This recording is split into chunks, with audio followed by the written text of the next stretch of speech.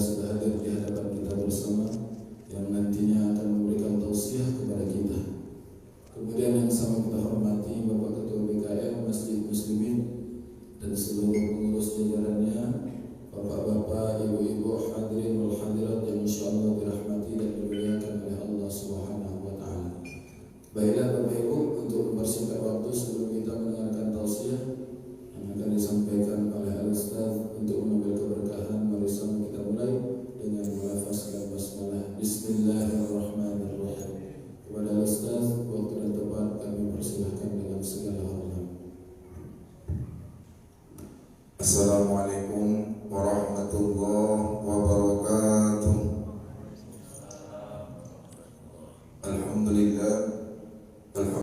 Alhamdulillahilladzi arsala rasulahu bil huda wa dinil haqq liyuzhirahu 'alad dini kulli wa kafa billahi shahida. Asyhadu an la ilaha illallah wahdahu la syarika lah wa asyhadu anna Muhammadan 'abduhu wa rasuluh alladzi la nabiyya ba'da. Allahumma sholli wa sallim ala sayyidina Muhammad wa ala alihi wa ashabihi wa dhurriyyatihi wa qarabatihi wa azwajihi ajma'in, amma ba'du. Qala Allah ta'ala fi kitabihil karim, al-malu wal banuna zinatul hayatid dunya wal baqiyatus solihatu khairun 'inda rabbika thawaban wa khairun amala. Shadaqallahul azim. Bapak Ibu jamaah dirahmati Allah Subhanahu wa taala, kembali kita bersyukur kepada Allah akan nikmat dan karunia senantiasa Allah limpahkan kepada kita. Terlebih-lebih Allah masih beri kita kehidupan hingga hari ini kita masuki hari yang ke-17 daripada bulan Syawal 1443 Hijriah. Mudah-mudahan nikmat umur yang Allah berikan ini akan selalu bisa kita manfaatkan. Yang pertama, untuk memperbanyak amal dan ibadah sebagai bekal untuk menghadap Allah. Yang kedua, nikmat umur yang Allah berikan ini harus kita manfaatkan untuk memperbaiki segala masa lalu yang pernah salah. Karena apapun yang terjadi semuanya dicatat.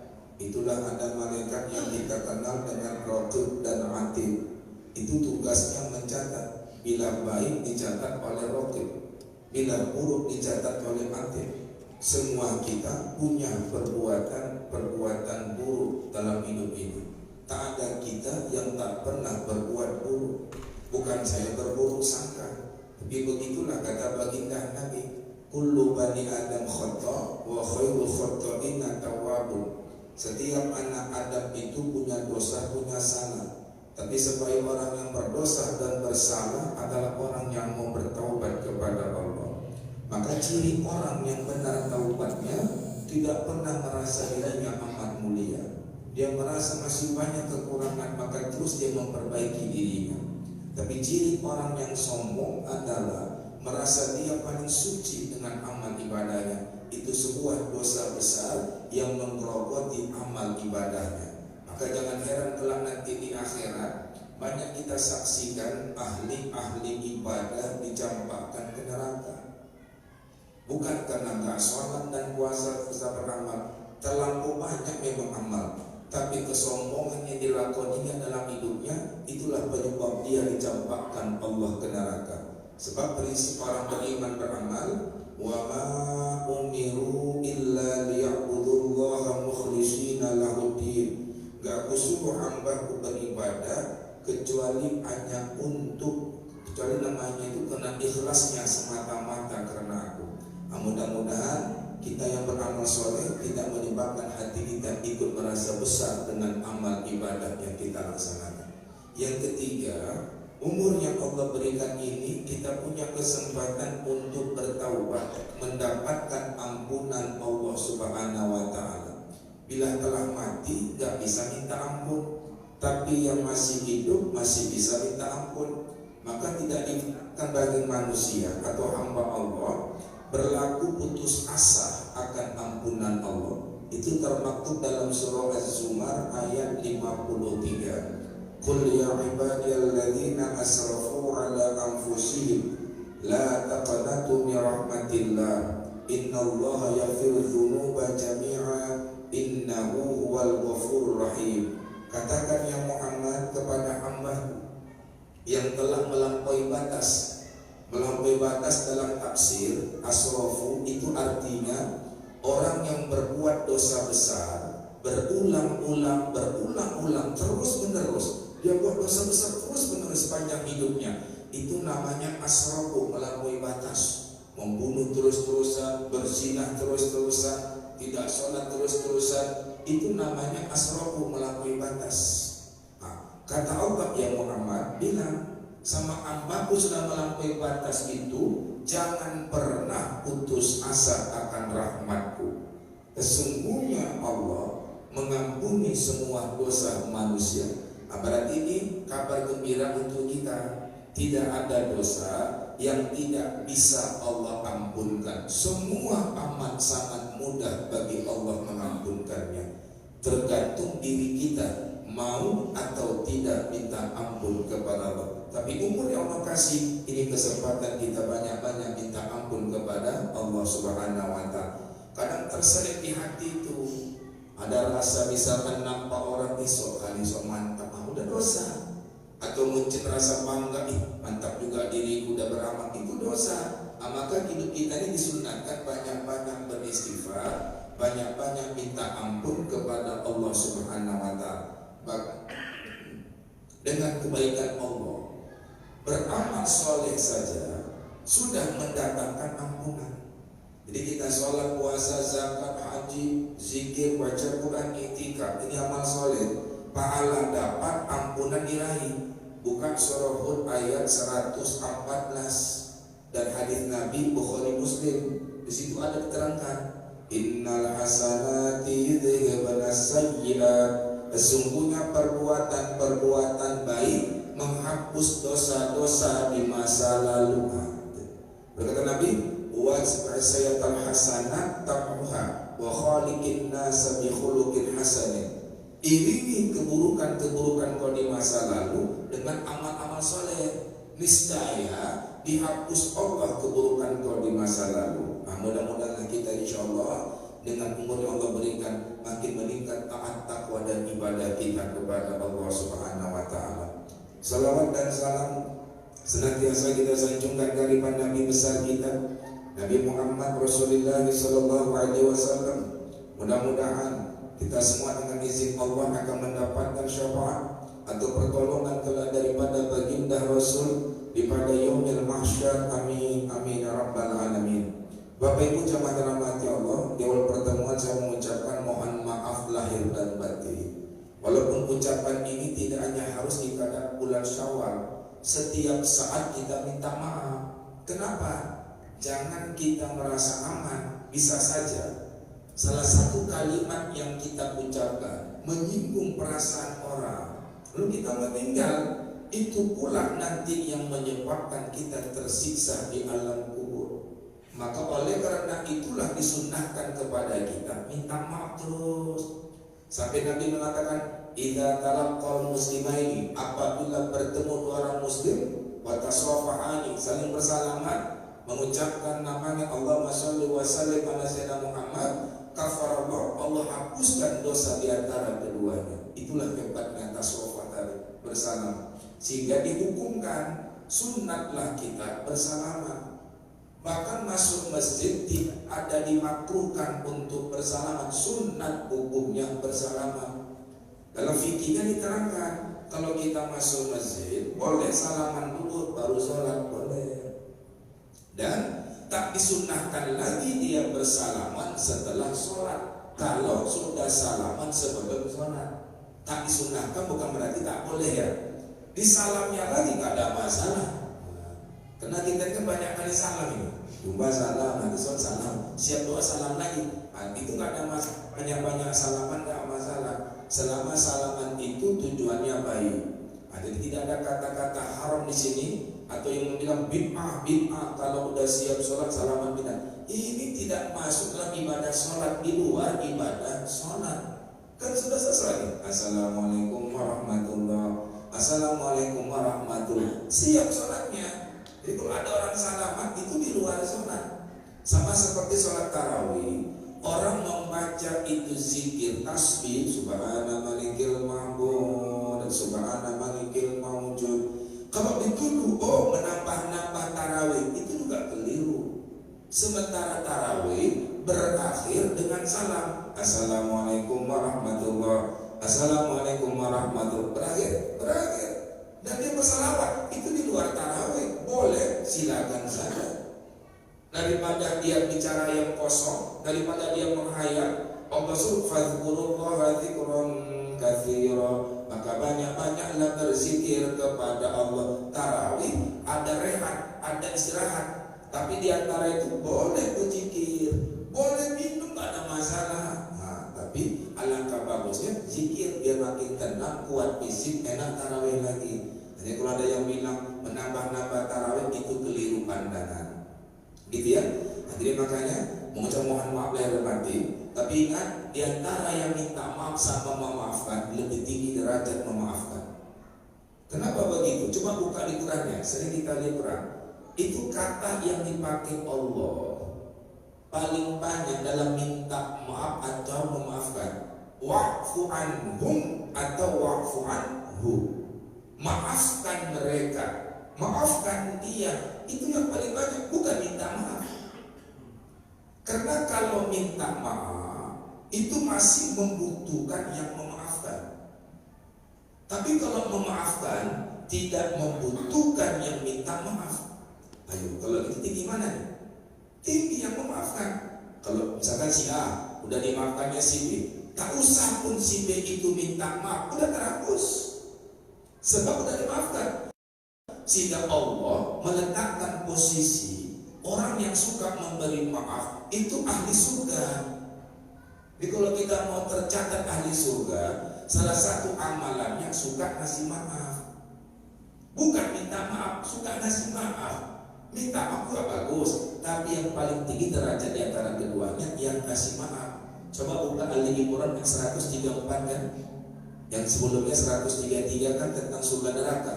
Wasari'u ila maghfiratin min rabbikum wa jannatin 'arduha as-samawati wal ardh u'iddat lil muttaqin. Bersegeralah menuju ampunan Tuhanmu yang surganya seluas langit-langit dan bumi, yang telah disediakan untuk orang-orang yang bertakwa. Siapa dia? Allah jelaskan, alladzina yunfiquna fi sarra'i wad dharra'i wal kadzimin al-ghaidha wal 'afina 'anil nas wallahu yuhibbul muhsinin. Itulah dia orang yang menafkahkan hartanya di kala lapang, kaya dermawan. Yang kedua, mampu bersedekah di kala sempit, miskin pun masih sedekah juga dia. Yang ketiga, orang yang mampu menahan emosi di kala pantas untuk marah. Yang keempat, dan orang yang suka memberikan maaf kepada orang sementara orang itu belum minta maaf pada dirinya.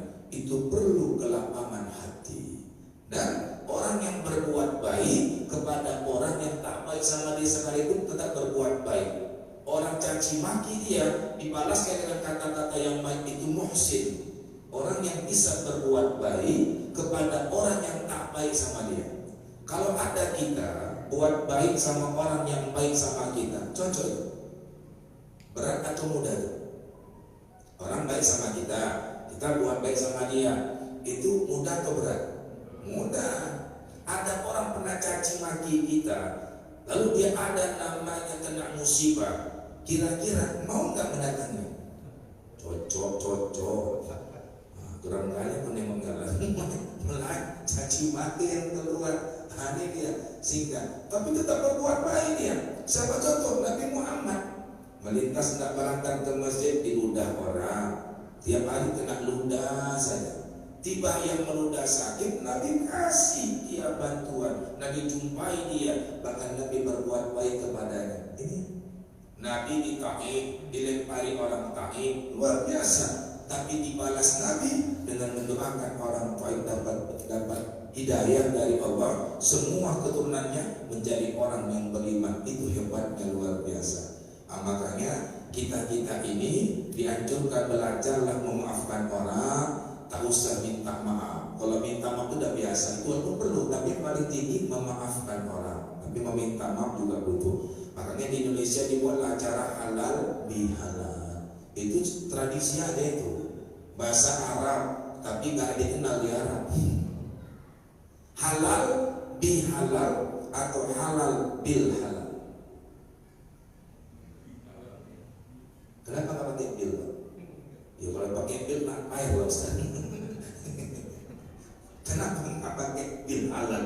Karena Pak Ustaz tulisannya kayak gitu bos. Halal bil halal, ya kan? Ini istilah menggunakan bahasa Arab, tapi kaidah bahasa pun dipenuhi di sini. Halal tidak pakai kata al, langsung halal. Bi halal tidak pakai lagi al, kalau pakai al bil halal. Halal tanpa alif lam namanya nakiro, artinya umum. Bi halal tanpa alif lam namanya juga umum. Kata umum ketemu dengan kata umum itu artinya berbeda. Tapi kalau kata umum ketemu dengan kata khusus artinya sama. Maka halal bihalal itu maknanya dua salah yang berbeda tapi saling memaafkan. Gini, saya ada salah dengan Bapak. Contoh ya, Bapak ada salah dengan saya. Salah yang saya buat ke Bapak dan Bapak yang buat salah ke saya, sama atau tidak bentuk kesalahannya? Sama tidak? Beda. Mungkin pernah caci maki, salah. Dia tak datang undangan awal, salah. Kan berbeda. Yang berbeda itulah saling minta maaf. Maka kata yang tepat dalam kaidah bahasa Arab harus dia bentuk katanya umum ketemu umum. Kalau khusus, misalkan halal bil halal, berarti salah saya dengan salah Bapak sama. Misalkan saya caci maki Bapak, Bapak caci maki saya, kan sama. Maka halal bil halal. Kenyataannya kan nggak begitu. Kesalahan kita kan berbeda-beda. Maka mau dihalalkan. Maka arti kata halal tiga. Satu, yang pertama meluruskan benang yang kusut. Jadi benang kusut itu diluruskan, itu artinya halal. Buka surat Toha, itu ada doa yang Allah ajarkan sama Nabi Musa ketika disuruh ngadap Fir'aun. Rabbi syrahli sadari wa yassirli amri wahlul 'uqdatam min lisani. Wahlul, kata wahlul di situ diambil dari kata halal. Wahlul artinya ya Allah, lepaskan uqdatan, ikatan yang membelenggu lidahku. Berarti di situ kita minta kepada Allah biar mulut kita enak ngomong. Karena kalau seperti lidah terikat, payah ngomong. Maka payah orang ngomong depan orang banyak karena merasa lidahnya kayak terikat. Kena kayak terikat lah, payah kali ngomong. Asik au aja. Tapi tak kalah dibuka Allah ikatan itu, lancar dia ngomong. Itulah doa mau bicara halal. Yang kedua, hal itu artinya apa? Mencairkan yang beku. Kadang-kadang hubungan kita membeku. Kena mungkin gak datang undangan, agak membeku. Kena mungkin gak balas waktu minta maaf waktu lebaran, membeku. So mantap dan benar minta maaf gak dibalasnya, membeku. Jumpa acara halal bihalal, salaman, saling minta maaf, halal, cair kembali. Yang beku tadi mencair, jadi enak dia. Misalkan sama kawan lama akibat pecah kongsi, membeku hubungan. Ya, jumpa di masjid, salaman, cair lagi hubungan itu. Itu maknanya halal tadi itu. Itulah makanya dibuat acara halal bihalal biar hubungan mencair. Di komplek-komplek kan banyak gak cair hubungan, banyak. Yang satu beli TV 80 inci misalkan bukan contoh ini. Yang karena itu gak cair hubungan. Atau mungkin waktu namanya pilkada dia nggak dipilih, misalkan pilkada nih, ya waktu pilkada dia calon, tetangganya nggak pilih dia, membeku hubungan, membeku. dalam hukum Islam kan haram memutuskan tali silaturahim. Maka halal bihalal, halal itu artinya apa? Mencairkan yang beku. Baru yang ketiga, kata halal itu artinya memutus, menyambung yang putus, menyambung yang putus. Mungkin udah ada hubungan kita yang putus-putus ini. Supaya enak kita buat acara halal bihalal. Makanya biar enak datang, kebiasaan kita setiap acara halal bihalal pasti ada makanan. Karena itu daya tariknya hebat itu. Iya, daya tarik makanan itu hebat. Makanya orang kampung itu ada kumpul pasti makan. Sehingga kalau di kampung kumpul-kumpul banyak. Kenapa? Jelas. Iya. Kalau kumpul nggak makan-makan, nggak jelas. Wah, sama mahal di kampung-kampung. Ubi pun digoreng, ubi nggak makan ubi jadi. Ya kan? Apalagi kalau di masjid. Sampai di sini. Nah, kalau di sini Allah, nantilah siap ngaji makan kita. Itu biasanya sebelum puasa. Mungkin kalau udah puasa nggak tahu saya. Ada. Udah puasa di Cipotan. Contoh ya. Itu contoh.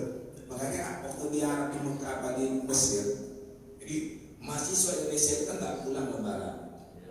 Tapi mereka buat acara halal bihalal, diundang gurunya, tuan ya. Besok datangnya tuan, kami buat acara halal bihalal. Oh langsung dia bilang, oh fil Islam ma fi halal bil halal. Dalam Islam itu tak ada halal bihalal. Pikiran gurunya membuat hukum baru. Karena hukum kan cuma 5, haram, wajib, sunat, makruh, mubah. Pikirnya menghalalkan yang haram. Oh, mana boleh nih? Tenang tuan besok datang aja, lihat kalau haram bilang haram, kalau tak haram ya udah datang nih. Di mana-mana acara halal bihalal identik dengan makanan. Maka kan datang orang dia datang makan itu roti buaya, pakai kari kambing, enak tuh. Gitu kan? Orang datang makan, udah makan salaman pulang. Guru tuh udah duduk, udah 2 kali makan dia. Nengok, mana halal bihalal. Tengok orang datang makan salaman pulang, datang makan salaman pulang. Dipanggil sih sini. Apa tuan? Yang mana halal bihalal itu? Tuan, ini dia. Yang mana? Ini. Datang, makan, salaman, pulang. Jadi ini dia. Iya. Semalam dibilangnya haram. Saya pada bilang, kalau kayak gini, kapan lagi ada halal bihalal? Kalau ini cocok nih. Makanya kau 1 bulan Syawal. Kapan saja umurnya? Iya kan? Kenapa identik? Karena orang kalau ada bulan Syawal itu banyak berkumpul. Nah, dimanfaatkanlah momentum itu mencairkan yang beku, menyambung yang putus, dan meluruskan yang kusut. Dipakai istilah bahasa Arabnya halal bihalal. Istilah Arab tapi orang Arab tak kenal. Hukumnya apa? Ya boleh. Karena intinya merajut tali silaturahim. Itu intinya. Karena kalau kita hebatkan ibadah kita ini, tapi masih putusnya tali silaturahim, nggak masuk surga. La yadkhul jannata qati'un, tidak masuk surga orang yang memutuskan tali silaturahim. Sila itu nyambung, wasola artinya menyambung. Rahim itu sayang, letak sayang di hati. Makanya orang kalau silaturahim hatinya harus dekatkan. Salaman tapi hati kontok-kontok. Aku terpaksa dengan gua nih, kalau nggak aku salah. Dan saat aku pun juga nih, karena ada kamera, kalau nggak aku salah ini. Apa tuburan nanti? Itu nggak jelas tadi silaturahimnya hati ya. Jadi kepada kita kalau bersilaturahim tuluslah. Ada kata tulus, hati lapangkan, hilangkan masalah. Makanya wa'afina anin nas kata Allah, yang suka memaafkan orang itu dimudahkan jalannya ke surga. Maka kalau sebelum berangkat tidur, contoh orang-orang soleh, mereka ya Allah, hari ini udah berangkat tidur, kulepaskan semua rasa di hatiku kepada orang yang menyakitiku, yang mengingat semua yang tidak ada kusimpan dendam marah, ku maafkan semuanya. Bila aku mati, gak ada sengketaku lagi dengan manusia. manusia. Itu akhlak mulia. Itu ya. Yang pula kita bilang tidak maaf bagimu. Kadang-kadang ada pula lagi, Ustaz, aku udah maafkan. Bagus. Tapi Ustaz, lihat mukanya mau muntah. Itu belum kasih maaf, itu namanya kadang-kadang ada kayak gitu. Ada. Aku udah maafkan Ustaz, cuma aku nggak suka duduk dekat dia. Ya sama aja itu, belum memaafkan namanya itu. Jadi kalau orang memaafkan, terhapus itu, hilang salah. Makanya cair kembali hubungan, tegur sapa lagi enak, nyambung lagi enak. Nah, itu dia. Nah, sehingga kepada kita semua perlu juga ada masalah untuk mentradisikan, membiasakan ya suatu namanya tradisi halal bi halal. Tak masuk dalam kategori bid'ah, enggak ya. Itu hanya kalimat yang dipakai merajut tali silaturahim. Bapak Ibu jamaah dirahmati Allah, itu masih pembuka. Saya bukan mengaji ini. Hanya karena tadi momentumnya awal. Kita tidak kaji beberapa hal, sedikit mau kita kaji masih bab siap malam, bab saum kan. Udah selesai masalah saum fardunya, udah masalah rukun sudah, membatang sudah.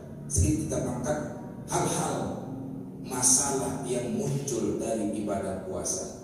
Banyak yang muncul ibadah puasa masalah. Contoh adalah orang yang melanggar ketentuan daripada ibadah puasa, seperti melakukan namanya itu hubungan suami istri. Maka ada istilahnya disebut kafarah. Kifarah itu ada 4 ya. 1. Kifarah zihar. 2. Kifarat berhubungan badan waktu puasa. 3. Kifarat kosam ibarat sumpah. 4. Kifarat melakukan pembunuhan. Apa kifarat? Kifarat itu kafarah bahasa itu namanya denda yang wajib ditunaikan bagi yang melanggar zihar, hubungan badan, sumpah, pembunuhan. Zihar, kifarat zihar. Apa zihar? Diambil dari kata zohrun. Apa zohrun? Pundak. Dulu di Arab, suka kali orang Arab itu hendak menceraikan istrinya, dibilangnya punggungmu seperti punggung ibuku. Punggungmu seperti punggung ibuku. Dia berkata begitu pada istrinya. Punggung ibu dia, ibu si suami. Punggung itu kan artinya adalah fisik. Nikah itu kepada fisik atau sifat?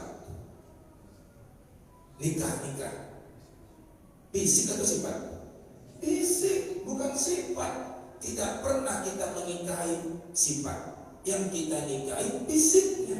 Betul kan?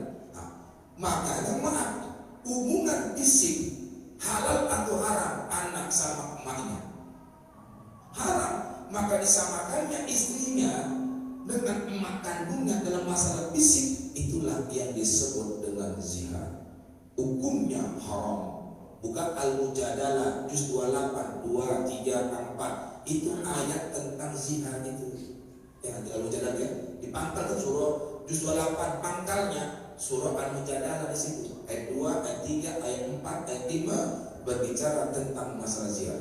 Kalau dia suami mengucapkan kalimat kepada istrinya yang fisik istrinya disamakannya seperti emak kandung suami, itulah zihar. Dek, apa? Mukamu kayak muka emakku, zihar. Badanmu tuh terikat aku kayak badan mamaku, zihar. Dek, masakanmu kayak masakan emakku. Enggak, kita enggak pernah nikahi masakan. Kau pemarah kayak mamaku. Enggak, kenapa? Sifat enggak kita nikahi, tapi fisik kita nikahi. Makanya maaf, tak kalah suami menzihar istrinya, jatuh hukum haram bagi suami menggauli istrinya sebelum dia membayar kifarat ziharnya. Maaf Ustaz, bila digaulinya jatuh dosa besar. Tapi nikahnya nggak putus. Nah, beda ya. Nikahnya nggak putus, bukan cerai. Ini bukan cerai. Tak putus nikahnya, tapi haram perbuatan itu. Apa ibaratnya? 1. Ya. Apa itu? Itqurub batil mu'minah artinya memerdekakan budak perempuan satu orang. Nggak sanggup, barulah kena dia adalah melakukan yang namanya fasaumu syahraini mutatabi'ain, maka dia berpuasa 2 bulan berturut-turut. Kalau nggak sanggup, fa'it'amu sittina miskinan aw faqiran, hendaklah dikasih yang makan 60 orang miskin. Itu dia. Sama ini kifaratnya dengan orang melakukan hubungan badan. Kapan? Ketika lagi puasa Ramadan, ketika lagi berpuasa. Dalam kitab sini diterangkan, tapi kalau pada kitab fikih Imam Syafi'i diterangkan oleh Syekh Wahab Az-Zuhaili. Contohnya, ada orang musafir jalan batal, nggak tanya batalkannya puasa, boleh tidak? Boleh. Tapi maaf, udah dibatalkannya puasa, berhubungan badan dia. Ada itu kasus. Apakah dia kena kifarat? Jawabannya tidak. Tapi dia kena dosa besar, iya. Karena itulah dia puasa. Tapi dia tidak kena kifarat. Tidak kena kifarat. Sebab dia tidak lagi berpuasa. Nah gitu ya. Bila suami mendatangi istrinya lalu berhubungan badan, siapa yang kena kifarat? Satu aja, suaminya. Bukan dua-dua, suaminya. Kalau orang istri nggak bisa, gimana dia berpuasa 2 bulan? Nanti, sehingga kifaratnya kena kepada suami. Itu kalau nggak sanggup, barulah kasih makan 60 orang miskin. Ini dia, yang sering kita salah paham. Ngasih makan 60 orang miskin, ya. Setiap orang adalah memberikan muddun, yukti muddan, dikasihnya 1 orang 1 mud. Jadi kalau 60 orang, 60 mud.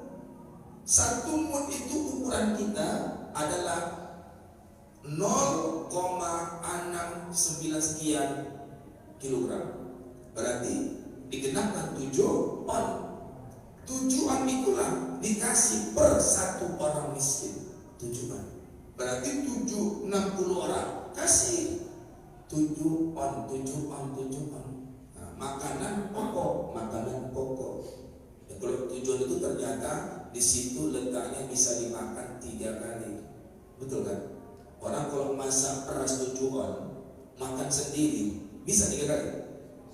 Nah, masalahnya orang sekarang suka kali, mulai dia mencari namanya keluar dari nas. Bagaimana kau diuangkan?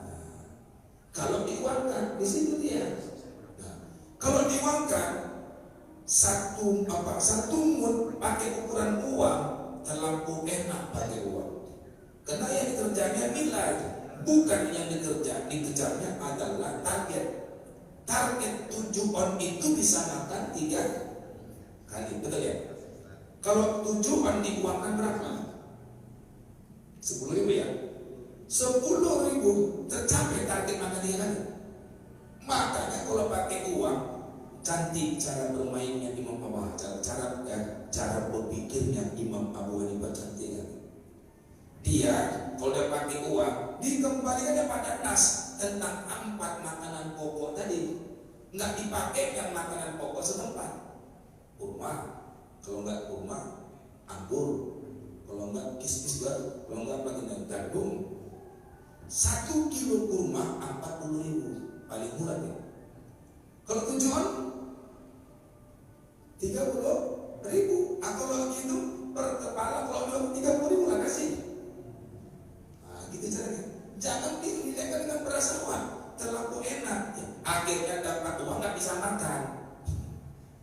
Kan dapat uang 10.000, nggak bisa makan 3 kali. Nah, tapi kalau dikasih satu mud 7 on, 3 kali makan ya bisa. Sehingga kalau kita mau bayar fidyah, kan ketentuannya kan makanan pokok. Kita kan suka keluar, nggak ada masalah juga. Imam Abu Hanifah membolehkan. Tapi kalau kita keluar, targetnya udah capai. Sehingga maaf ya, nggak cocok juga bayar fidyah 1 hari 10.000. Nggak cocok lah. tergantung harga makanan 3 kali makan, ya 3 kali makan satu hari. Di mana? Di daerah tinggal. Medan, Jakarta, beda nilai nggak? 30.000 Jakarta nggak bisa makan 3 hari, 50.000 baru makan 3 kali. Di Medan masih bisa 30.000. Makanya kalau mau nilai, sesuaikan nilai kebutuhan di situ. Jadi kalau kita mau bayar fidyah, itu alangkah baiknya 30.000 lah per harinya. Payah-payah kali, tujuan beras itu bawa aja. Beras bawa. Tapi kalau dia kifarat tadi zihar sama kifarat tadi hubungan badan, maaf ya, itu harus jumlah orangnya 60 orang. Gak bisa yang jumlah 60 tuh dikasih sama 1 orang, gak bisa. Karena kan 60 orang tadi. Tidak sekaligus, tapi afdalnya sekaligus. Dan ini tidak berbatas waktu, waktunya longgar ya. Misalkan terjadi Ramadan, Ustaz, apakah sebelum habis Ramadan itu bayar? Enggak juga, tapi lebih cepat lebih bagus. Yang nggak boleh belum melanggar dibayar. Nanti puasa sekali lah, sebelum puasa kasih. Itu nggak boleh. Ya kamu gitu, sama kayak fidyah. Mana bisa kayak fidyah? Kalau belum masuk Ramadan, dia belum puasa. Kejadian dulu baru kena. Kalau belum terjadi tak kena.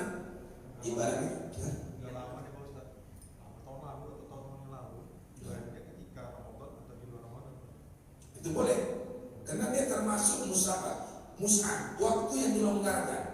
Bayar fidyah sama kifarat tadi, itu waktu dilonggarkan itu. Fidyah itu mana wajib, mana habis waktunya dengan lewat 1 Syawal tidak. Masanya dianjurkan sebelum masuk Ramadan akan datang. Nggak sanggup dia, boleh kan akan datang. Ini misalkan dulu masih aku Ustaz susah, ada fidyahku belum kubayar. Sekarang aku udah mampu, bisa kan bayar sekarang? Bisa. Beda sama zakat fitrah, ada batas waktunya. Nah gitu ya. Berarti sholat fardu itu ada batas waktunya. Nah sehingga kalau seperti nama fidyah itu tak ada batas waktunya. Mengganti puasa itu juga termasuk dilonggarkan waktunya. Mengganti puasa, coba nanti buka pada Al-Baqarah 184 dalilnya. Bagi yang tak sanggup puasa adalah baginya apa? Wa'iddatum min ayyamin ukhra, maka gantilah pada hari-hari berikut. Berarti waktunya dilonggarkan selama masih ada. Nah, begini pendapatnya. Jadi kalau begitu, misalkan ya, yang kedua, orang yang puasa Ramadan tak puasa dia tak puasa. Kan beda ya. Ada yang wajib mengganti saja, ada yang wajib bayar fidyah saja, ada yang kena dua-dua, fidyah keluar, mengganti juga iya. Kalau musafir, sakit yang sembuh, ya, haid, nifas, cukup mengganti tanpa bayar fidyah. Lalu kalau dia menyusui, hamil, wajib ganti dan bayar fidyah. Kalau dia sudah uzur, sakit dan gak sembuh-sembuh, cukup untuknya bayar fidyah saja. 1 fidyah, 1 mud. 1 mud sama dengan 7 on. Kalau fidyah tadi, fidyah bisa diberikan kepada 1 orang. Fidyah bisa diberikan kepada 1 orang miskinan. 1 orang miskin bisa. Beda sama kifarat tadi. Kalau kifarat hubungan badan, kifarat tadi zihar, itu 60 orang miskin yang dikasih. Kejadian itu berulang-ulang Ustaz. Para sekali dia melakukan, terus beberapa kali juga besoknya juga dia lakukan itu dikalikan. Iya, makanya kifarat itu wajib dikeluarkan per 1 pelanggaran. 10 kali melanggar dia 10 kali kena kifarat. 10 kali pernah bersumpah demi Allah, masih melanggar aja, tunaikan kifaratnya. Kalau sumpah bagaimana? Sumpah itu 1, merdekakan hamba saya. 2, nggak sanggup ya, kasih puasa 3 hari betul. Yang ketiga, kasih makan atau pakaian 10 orang miskin. Kasih makan atau kasih pakaian 10 orang miskin. Satu pelanggaran, satu kifarat. Sama kayak namanya dam. Satu pelanggaran, satu dam. 2 pelanggaran ketika haji umroh, 2 kali dam. Bisa-bisa gak punya uang gara-gara kena dam. Nah, itu jelas ya. Jadi bagaimana Ustaz tentang orang yang berpuasa, batal puasa, belum sempat ganti, meninggal dunia, bagaimana solusinya? Atau ada orang yang tadinya udah setahun penuh, tadi gantinya puasa, meninggal dia, bagaimana solusinya? Nanti bulan depan. Udah ajan, ya, awak mau kali ini.